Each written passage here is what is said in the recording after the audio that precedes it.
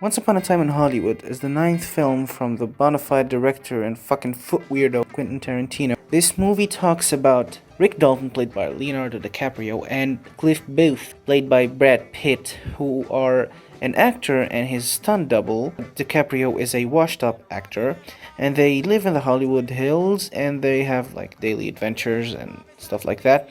However, their neighbor is Sharon Tate, who was in real life murdered by Charles Manson's cult. At the time, she was Roman Polanski's wife. Okay, so this movie is divisive. It's very fucking different from any other Quentin Tarantino movie you've ever seen. First, the violence is not as much as any other Quentin Tarantino movie. This is the most restrained Tarantino movie. The violence, as usual, happens at the end. However, at the entire movie, there is actually not really that much of blood.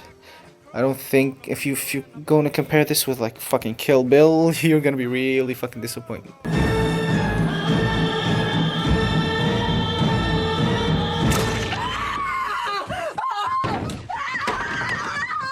Also very mature. I think it's the second most mature Tarantino movie after Jackie Brown. Let's start with the good stuff, of course. As usual, the filmmaking is fantastic. Quentin is a director. He's a fucking filmmaker. He knows what the fuck he's doing. He knows everything behind and in front of the camera. His cameras turn to where he wants them to go. They're fluid, they're nice, they're smooth looking, and all of the picture seems beautiful. He captured LA in its beautiful essence and its beautiful streets, and there are a lot of driving montages, and I'm a sucker for driving montages. The acting is amazing. Leonardo DiCaprio is awesome in this movie. He drowned himself in this character, he explored it, and he got out with the best possible result. Brad Pitt was fucking charming as hell. He was funny, he was likable, his character was very, very controversial, and he was my favorite character in the entire movie, I think. The acting from other actors was generally great. There were some fucking A-listers in this movie. Al Pacino was Al Pacino, he's fucking great. Dakota Fanning was there, she's great. Everybody was great. Even Margot Robbie was great as Sharon Tate. However, she didn't really have much to work with or much of the dialogue. Her character felt underwritten for me, or she was like this dreamy girl, and maybe that was Sharon Tate in actuality, or maybe I really don't care that much. However, I felt that her storyline was a bit underrated, and she like goes around like does nothing the entire day. That's what hindered the movie a bit, I think. Anyway, let's go to the bad things maybe. The story is it's in the beginning, it's a usual Tarantino story. People just going around and like having encounters with other people and like fucking smart dialogue and everything. 8 fucking whiskey, sir. I couldn't stop at fucking 3 or 4 out of 8. Why? You're fucking alcoholic.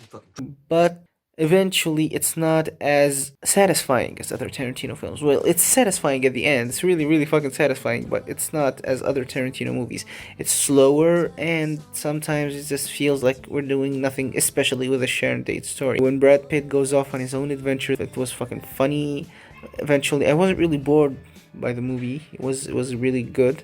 It's the same length as Pulp Fiction, 2 hours 34 minutes, and maybe the pacing feels really, really slow, really, really calculated, but I liked it. I liked the movie. These things are really, really small complaints for me, but I see how they can make people really turned off by the movie. And it's really the mature side of Quentin Tarantino that we don't usually see. We like Quentin that cuts ears off, that shoots people in the dick, that blows heads away. Oh, fuck's happening? Oh, man.